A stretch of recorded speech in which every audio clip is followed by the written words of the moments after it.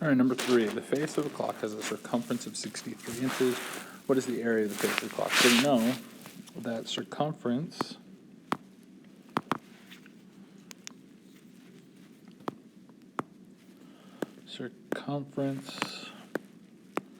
equals 2 times pi times r, because we need our radius for the area. So we're just going to divide by pi and divide by 2. So 63 divided by pi is pretty close to 20. And 20 divided by 2 is pretty close to 10.